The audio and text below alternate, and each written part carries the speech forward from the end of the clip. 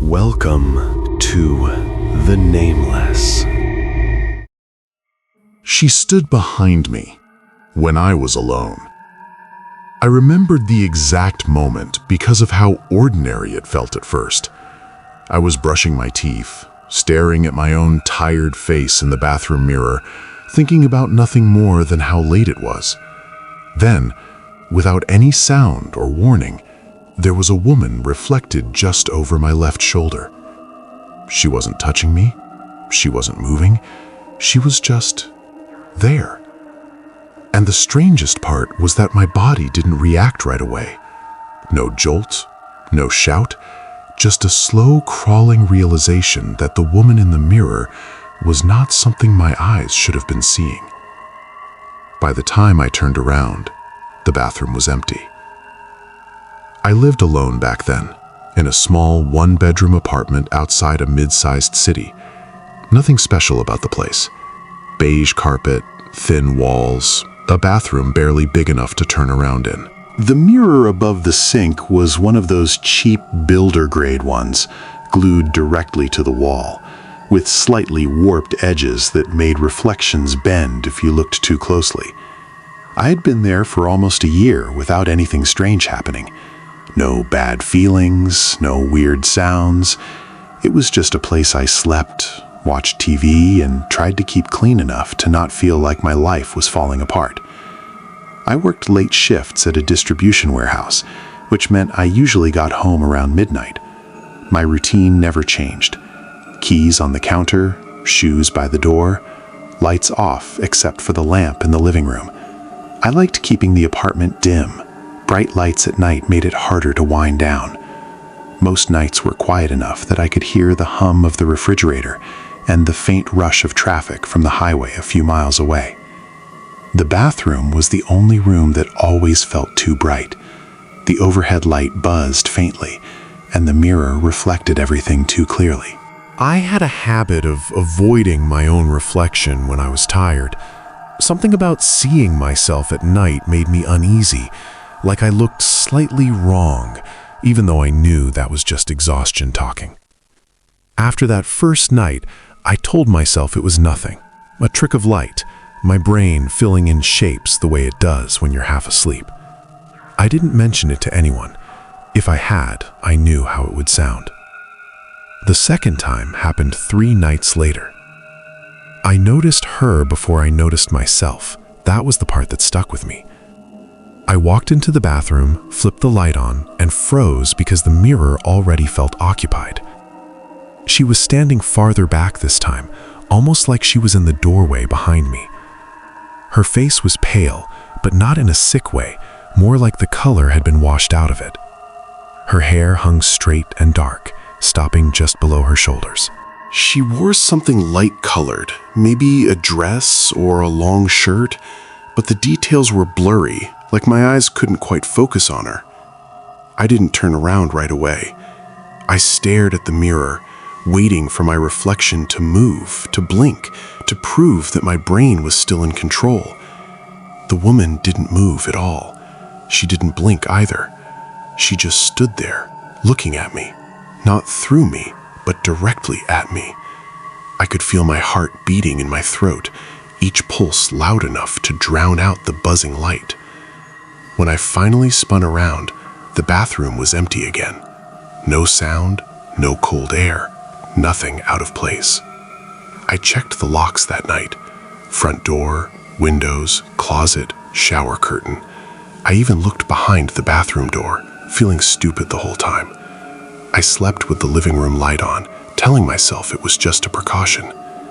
After that, the mirror started to feel wrong, even when nothing was there. I caught myself rushing through brushing my teeth, keeping my eyes low, avoiding the reflection whenever I could. Sometimes I thought I saw movement in the corner of my vision, just a flicker, but when I looked directly, there was nothing. A week passed without another incident, and I started to relax. I even laughed about it once, alone in my living room, calling myself dramatic. That laugh didn't last long. One night, I noticed something that unsettled me more than seeing her did. I was washing my hands when I realized my reflection wasn't matching my movements perfectly. It was subtle, just a fraction of a second delay. I lifted my hand, and the reflection followed, but not immediately, like a bad video stream catching up. I stood there, testing it, tilting my head, moving my fingers. Each motion came back to me just a little too late. That was when I noticed her face, faint and colorless, layered behind my own.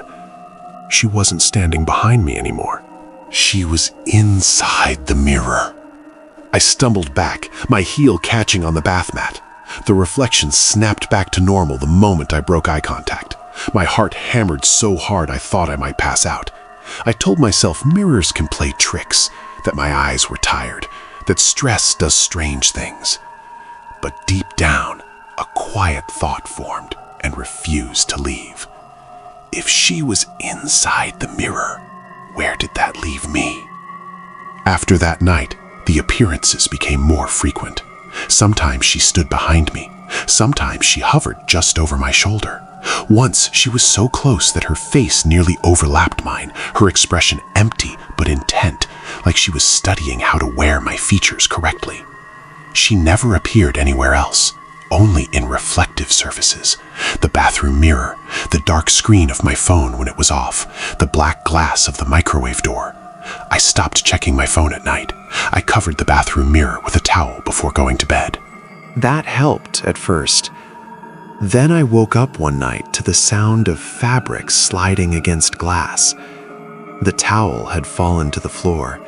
The mirror was uncovered, gleaming softly in the dark. Moonlight filtered through the bathroom window, just enough to see her standing there, filling the mirror completely. She was closer than ever before. Her hand was raised, pressed flat against the glass from the inside. I couldn't move. I couldn't even breathe properly. I watched as her fingers slowly curled, as if testing the surface, learning its limits. Her eyes shifted, not to look at me, but to look past me, like she was imagining the room beyond the reflection. I don't know how long I stayed there, frozen in bed. When I finally blinked, the mirror was empty again. The next morning, I noticed something new. The mirror had a handprint on it. Not foggy, not greasy, just a faint distortion, like the glass itself had been pressed inward and never fully returned to shape. I started sleeping with the lights on after that. I avoided mirrors entirely. I shaved using my phone camera. I brushed my teeth staring at the sink. I caped cardboard over the bathroom mirror, not caring how ridiculous it looked. Friends noticed I was off, tired, jumpier than usual. I told them work was stressing me out. That was easier than trying to explain the truth. The cardboard didn't stop her. One night, I caught her in the reflection of a spoon, just for a second, her eye magnified and watching. Another time, she appeared in the darkened window of my oven while it was off. Each time, she was clearer, more solid, less like a trick of light. I began to notice small changes in myself. I would catch my reflection accidentally and feel a jolt of wrongness, like I was looking at a slightly inaccurate copy. My expressions felt delayed, my smiles unfamiliar. I started avoiding reflective surfaces in public too, lowering my gaze when passing storefronts or parked cars. There was one thought I couldn't shake.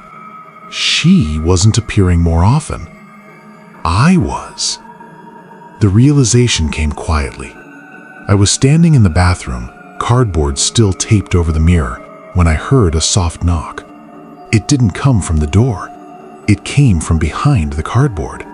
A gentle, patient tapping. I peeled the cardboard away with shaking hands.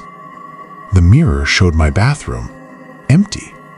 No woman, no movement, just my reflection, staring back at me with wide, tired eyes. Then my reflection smiled. I hadn't. The smile was small and uncertain, like it was practicing. The reflection tilted its head the wrong way, just slightly too far, studying me. Behind my eyes, I saw her. Not behind me, not in the mirror, but wearing my face.